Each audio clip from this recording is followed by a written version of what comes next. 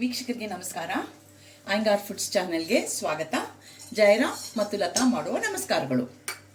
ವೀಕ್ಷಕರೇ, ಇವತ್ತು ನಾನು ಬೆಂಡೆಕಾಯಿ ಮತ್ತು ಆಲೂಗೆಡ್ಡೆ ಹಾಕಿ ಡ್ರೈ ಪಲ್ಯ ಮಾಡಿ ತೋರಿಸೋಣ ಅಂತ ಇದ್ದೀನಿ. ಇದು ಚಪಾತಿ ಜೊತೆಗಾಗಲಿ ಇಲ್ಲ ಅನ್ನದ ಜೊತೆಗಾಗಲಿ ಮತ್ತು ಲಂಚ್ ಬಾಕ್ಸ್ಗಳೆಲ್ಲ ತೊಗೊಂಡೋಗೋಕ್ಕೆ ತುಂಬ ಚೆನ್ನಾಗಿರುತ್ತೆ. ಅಂಟಿರೋದೇ ಇಲ್ಲ ಬೆಂಡೆಕಾಯಲ್ಲಿ. ಅದು ಹೇಗೆ ಮಾಡೋದು ಅಂತ ತೋರಿಸ್ತೀನಿ, ನೋಡೋಣ. ಅದಕ್ಕೂ ಮೊದಲು ನಮ್ಮ ಅಯ್ಯಂಗಾರ್ ಫುಡ್ ಚಾನೆಲ್ಸ್ನ ಯಾರ್ಯಾರು ಎಷ್ಟುವರೆಗೂ ನೋಡ್ತಾ ಇದ್ದೀರಿ ಮತ್ತು ಸಬ್ಸ್ಕ್ರೈಬ್ ಆಗಿಲ್ವೋ ದಯವಿಟ್ಟು ಎಲ್ಲರೂ ಸಬ್ಸ್ಕ್ರೈಬ್ ಆಗಿ, ಲೈಕ್ ಮಾಡಿ, ಶೇರ್ ಮಾಡಿ ಮತ್ತು ನಮಗೆ ಈ ರೀತಿ ಸಪೋರ್ಟ್ ತೋರಿಸಿ. ಬಾಣಲೆನಲ್ಲಿ 3 ಟೀ ಸ್ಪೂನ್ ಅಡುಗೆ ಎಣ್ಣೆ ಹಾಕ್ಕೊಂಡಿದ್ದೀನಿ.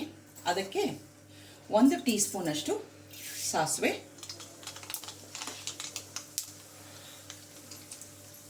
ಸಾಸಿವೆ ಚೆನ್ನಾಗಿ ಚಿಟ್ಬಿಡ್ಬೇಕು. 2 ಟೀ ಸ್ಪೂನಷ್ಟು ಕಡಲೆಬೇಳೆ,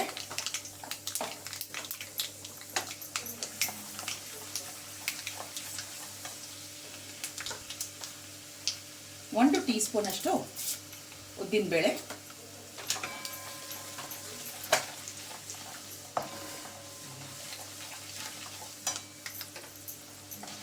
ಬೇಳೆ ಎಲ್ಲ ಚೆನ್ನಾಗಿ ಹುರಿದಾದ್ಮೇಲೆ ಬೆಂಡೆಕಾಯಿನ ನಾವು ಉದ್ದುದ್ದು ಕಟ್ ಮಾಡಿ ಇಟ್ಕೊಂಡಿದ್ದೀನಿ. ಅರ್ಧ ಕೆ ಜಿ ಬೆಂಡೆಕಾಯಿ ತೊಗೊಂಡಿದ್ದೀನಿ. ಅರ್ಧ ಕೆ ಜಿ ಬೆಂಡೆಕಾಯಿ ತೊಗೊಂಡು ತೊಳೆದು ಕ್ಲೀನಾಗಿ ಒರೆಸಿ ಉದ್ದುದ್ದು ಕಟ್ ಮಾಡಿ ಇಟ್ಕೊಂಡಿದ್ದೀನಿ. ಈಗ ಬೆಂಡೆಕಾಯಿನ ಹಾಕ್ಬಿಡೋಣ ಅದಕ್ಕೆ.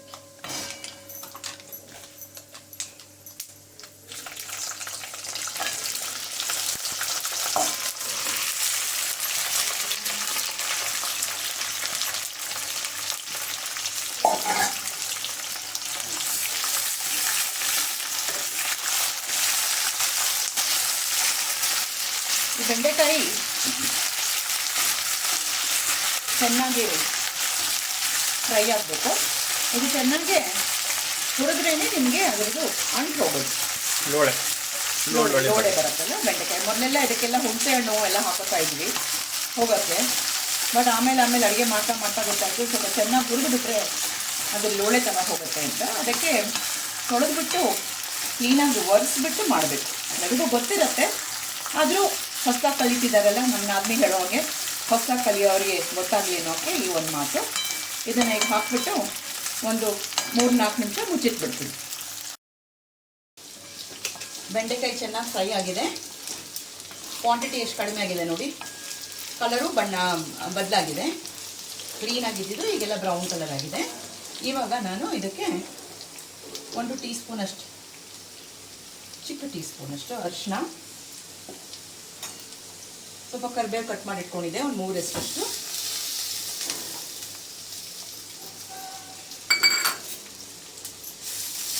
ಮಿಕ್ಸ್ ಹಾಕೊಂಡಿರ್ತೇನೆ.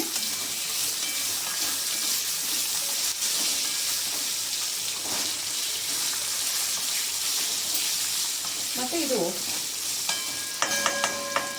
ಡ್ರೈನೆಸ್ ಬರೋಕ್ಕೆ ಇದಕ್ಕೆ ಕಡಲೆ ಹಿಟ್ಟು ಇಟ್ಕೊಂಡಿದ್ದೀನಿ. ನಾವು ರೆಗ್ಯುಲರಾಗಿ ಏನು ಅಂಗಡಿ ಸಿಗುತ್ತಲ್ಲ ಅದೇ ಕಡಲೆ ಹಿಟ್ಟು. ಒಂದು 3-4 ಸ್ಪೂನಷ್ಟು ಇದ್ರ ಮೇಲೆ ಚೆನ್ನಾಗಿ ಉದುರಿಸ್ಬಿಡೋಣ. ಬೇಕಾಯ್ತಂದರೆ ಮತ್ತೆ ಹಾಕೊಳ್ಳೋಣ. ಇದಕ್ಕೆಲ್ಲ ಏನು ಮನೇಲಿರೋ ಪದಾರ್ಥಗಳೇ, ಮತ್ತು ಏನು ಜಾಸ್ತಿ ಮಸಾಲಗಳು ಏನೂ ಬೇಕಾಗಿಲ್ಲ. ಗರಂ ಮಸಾಲ ಆಗಲಿ, ಚಾಟ್ ಮಸಾಲ ಆಗಲಿ, ಆ ಥರ ಯಾವ ಮಸಾಲನೂ ಬೇಕಾಗಿಲ್ಲ. ಸ್ವಲ್ಪ ಇದ್ರದ್ದು ಹಸಿ ವಾಸನೆ ಹೋಗಬೇಕು. 4 ಟೀ ಸ್ಪೂನ್ ಹಾಕ್ಕೊಂಡಿದ್ದೆ, ಇನ್ನೊಂದು 2 ಟೀ ಸ್ಪೂನ್ ಹಾಕೋತೀನಿ. ಸೊ 6 ಟೀ ಸ್ಪೂನ್ ಆಯಿತು. ಇದನ್ನು ಚೆನ್ನಾಗಿ ಉದುದ್ರಾಗೋ ಹಂಗೆ ಬಾಡಿಸ್ಬಿಟ್ಟು, ಆಮೇಲೆ ನಾನು 3 ಮೀಡಿಯಮ್ ಸೈಜ್ ಆಲೂಗೆಡ್ಡೆ ತೊಗೊಂಡಿದ್ದೀನಿ. ಮೀಡಿಯಮ್ ಸೈಜ್ ಆಲೂಗೆಡ್ಡೆನ ಬೇಯಿಸ್ಕೊಂಡ್ಬಿಟ್ಟಿದ್ದೀನಿ. ಕುಕ್ಕರಲ್ಲಿ ಇಟ್ಟು ಬೇಯಿಸ್ಕೊಂಡ್ಬಿಟ್ಟು ಸಿಪ್ಪೆ ತೆಗೆದ್ಬಿಟ್ಟು ಅದನ್ನು ಚಿಕ್ಕದಾಗಿ ಕ್ಯೂಬ್ಸಾಗಿ ಕಟ್ ಮಾಡ್ಕೊಂಡಿದ್ದೀನಿ. ಇದೊಂದು ಸ್ವಲ್ಪ ಡ್ರೈ ಆದಮೇಲೆ ಆಲೂಗೆಡ್ಡೆನ ಸೇರಿಸ್ಬಿಡೋಣ.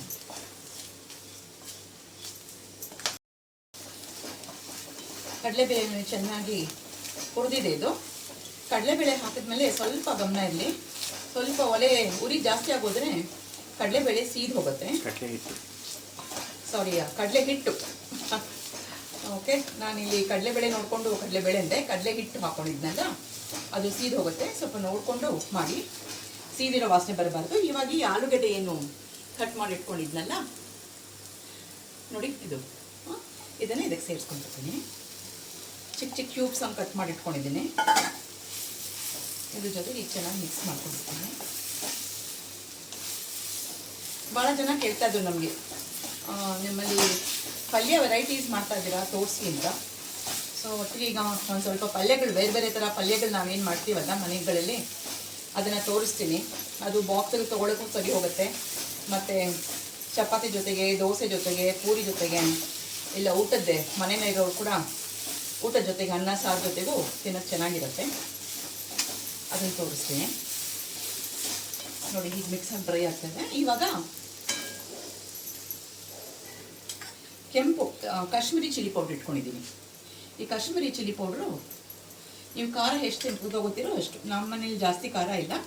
ಸೊ ಇದು ಟೀ ಸ್ಪೂನು, 1 ರಿಂದ 1.5 ಟೀ ಸ್ಪೂನ್ ಅಷ್ಟು ಹಾಕ್ತಾ ಇದ್ದೀನಿ. ಇದು ಖಾರಕ್ಕೆ ತಕ್ಕಷ್ಟು. ಹಾಂ, ಖಾರಕ್ಕೆ ತಕ್ಕಷ್ಟು. ಉಪ್ಪು ರುಚಿಗೆ ತಕ್ಕಷ್ಟು ಅನ್ನೋಂಗೆ ಇದು ನಿಮ್ಮ ಖಾರಕ್ಕೆ ತಕ್ಕಷ್ಟು. ಮತ್ತು ರುಚಿಗೆ ತಕ್ಕಷ್ಟು ಇವಾಗ ಉಪ್ಪು. ಈ ಆಲೂಗೆಡ್ಡೆನ ಹೇಳಿದ್ನಲ್ಲ, ಬೇಯಿಸಿಟ್ಕೊಂಡ್ಬಿಟ್ಟಿರೋದ್ರಿಂದ ಇದು ಬೇಗ ಬೆಂದೋಗುತ್ತೆ. ನಾವು ಹಸಿ ಹಾಗೆ ತೊಗೊಂಬಂದು ಹಾಕಿದ್ರೆ ಈ ಕಡೆ ಬೆಂಡೆಕಾಯಿ ಹುರಿದಿರುತ್ತೆ, ಮತ್ತಿದು ಆಲೂಗೆಡ್ಡೆ ಬೇಯೋಕ್ಕೆ ಭಾಳ ಲೇಟ್ ಆಗುತ್ತೆ. ಹಾಗಾಗಿ ನೀವು ಕುಕ್ಕರಲ್ಲಿ ಬೇಯಿಸ್ಕೊಂಡ್ಬಿಟ್ರೆ, ಸಿಪ್ಪೆ ತೆಗೆದ್ಬಿಟ್ಟು ಕಟ್ ಮಾಡಿ ಇಟ್ಕೊಂಡ್ಬಿಟ್ರೆ ಬೇಗ ಆಗುತ್ತೆ ನಿಮಗೆ. ಮತ್ತು ನಮ್ಮ ಮನೆ ವಾಡಿಕೆ ಪ್ರಕಾರ 1 ಚಿಟಿಕೆ ಸಕ್ಕರೆ. ಇಷ್ಟ ಇಲ್ದಿರೋರು ಇದನ್ನು ಸ್ಕಿಪ್ ಮಾಡ್ಬೋದು.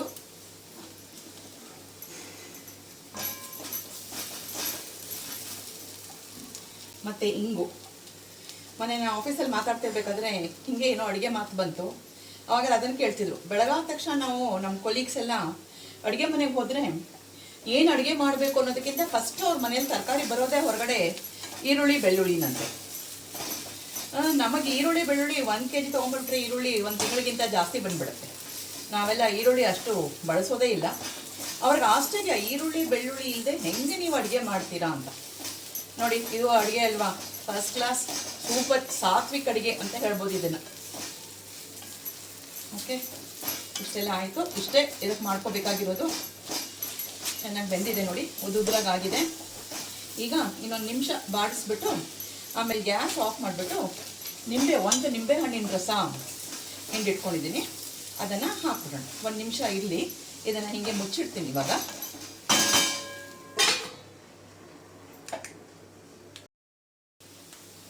ವೀಕ್ಷಿಸಿದ್ರೆ ಚೆನ್ನಾಗಿ ಫ್ರೈ ಆಗಿದೆ. ಅದರದ್ದು ಪರಿಮಳ ಬರ್ತಾ ಇದೆ, ಕಡಲೆ ಹಿಟ್ಟಿನ ಪರಿಮಳ ಮತ್ತು ಬಾಕಿ ಏನು ಪದಾರ್ಥಗಳು, ಆಲೂಗಡ್ಡೆದು, ಬೆಂಡೆಕಾಯಿದೆಲ್ಲ. ಈಗ ಗ್ಯಾಸ್ ಆಫ್ ಮಾಡಿಬಿಡ್ತಾ ಇದ್ದೀನಿ ನಾನು. ಗ್ಯಾಸ್ ಆಫ್ ಮಾಡಿಬಿಟ್ಟು ಒಂದು ನಿಂಬೆಹಣ್ಣಿನ ರಸ ಹಿಂಡಿದ್ನೆಲ್ಲ ಇಟ್ಕೊಂಡಿದ್ದೀನಿ. ಆ ನಿಂಬೆಹಣ್ಣು ರಸ ಈಗ ಇದಕ್ಕೆ ಹಾಕ್ಬಿಟ್ಟು ಒಂದು ಮಿಕ್ಸ್ ಮಾಡಿಬಿಟ್ರೆ ನಮ್ಮ ಆಲೂ ಭೇಂಡಿ ಪಲ್ಯ ಫ್ರೈ ಅಥವಾ ಆಲೂಗೆಡ್ಡೆ ಬೆಂಡೆಕಾಯಿ ಪಲ್ಯ ರೆಡಿ ಇದೆ. ಇದನ್ನು ಚಪಾತಿ ಜೊತೆಗೆ, ಅನ್ನ ಜೊತೆಗೆ ತಿನ್ಬೋದು. ತುಂಬ ಟೇಸ್ಟಿಯಾಗಿರುತ್ತೆ, ಭಾಳ ಆರೋಗ್ಯಕ್ಕೂ ಒಳ್ಳೆಯದಿದು. ಖಂಡಿತ ಸುಲಭವಾಗಿ ಇದನ್ನು ಮಾಡ್ಕೋಬೋದು. ಮತ್ತು ಕೆಡೋದಿಲ್ಲ. ಇದನ್ನು ನೀವು ಸಾಯಂಕಾಲದವರೆಗೂ ಇಟ್ಟರೆ ಈ ಬೇಸಿಗೆನಲ್ಲಿ ಕೂಡ ಕೆಡೋದಿಲ್ಲ. ಯಾಕಂದರೆ ಎಲ್ಲ ಪದಾರ್ಥಗಳು ಚೆನ್ನಾಗಿ ಒಲೆ ಮೇಲೆ ಇಟ್ಟು ಬಾಡಿಸಿರ್ತೀರಲ್ಲ, ಅದಕ್ಕೋಸ್ಕರ. ಸೊ ಮನೇಲಿ ನೀವು ಎಲ್ಲ ಟ್ರೈ ಮಾಡಿ ಇದನ್ನು ಸುಲಭವಾಗಿ ಮಾಡ್ಕೋಬೋದು. ಇನ್ನು ಮುಂದೆ ನೆಕ್ಸ್ಟ್ ಕೆಲವೊಂದು ಪಲ್ಯದ ಸೀರೀಸ್ ನಾವು ತೋರಿಸ್ತೀವಿ. ಇಷ್ಟು ಹೇಳಿ ಜಯರಾಮ್ ಮತ್ತು ಲತಾ ನಾವು ಸೈನ್ ಆಫ್ ಮಾಡ್ತಾ ಇದ್ದೀವಿ. ಮುಂದಿನ ವಿಡಿಯೋಲಿ ಸಿಗೋಣ. ಅಷ್ಟವರೆಗೂ ನಮಸ್ಕಾರಗಳು. ವೀಕ್ಷಕರೇ, ನಮ್ಮ ಮಧ್ಯಾಹ್ನದ ಊಟ ರೆಡಿಯಾಗಿದೆ. ಆಲೂಗೆಡ್ಡೆ ಬೆಂಡೆಕಾಯಿ ಫ್ರೈ, 1 ಚಪಾತಿ ಮತ್ತು ಬಿಸಿ ಬಿಸಿ ಅನ್ನ, ಸ್ವಲ್ಪ ಅನ್ನ, ಅದರ ಮೇಲೆ ಒಂದು ಸ್ವಲ್ಪ ತುಪ್ಪ, ಮತ್ತು ಇವತ್ತು ಅವರೆಕಾಯಿ ಸಾರು ಮಾಡಿದ್ದೀನಿ ನಾನು. ಸೊ ಅವರೆಕಾಯಿ ಟೊಮೆಟೊ ಹಾಕಿ ಸಾರು ಮಾಡಿದ್ದೀನಿ. ಸೊ ಒಂದು ಸೌಟು ಅವರೆಕಾಯಿ ಟೊಮೆಟೊ ಸಾರು. ಇಷ್ಟಿದ್ಬಿಟ್ರೆ ಬೇರೆ ಇನ್ನೇನು ಬೇಕಾಗಿಲ್ಲ ಅಲ್ವಾ? ಸ್ವರ್ಗಕ್ಕೆ ಮೊರೆಗಿಡ ಪುಷ್ಕರವಾಗಿರುತ್ತೆ ಭೋಜನ. ಓಕೆ, ಈಗ ನೋಡೋಕ್ಕೆ it is healthy food also, typical south Indian food. ಇದೆಲ್ಲ ಆದಮೇಲೆ ಒಂದು ಬಟ್ಲಲ್ಲಿ ಮೊಸರು.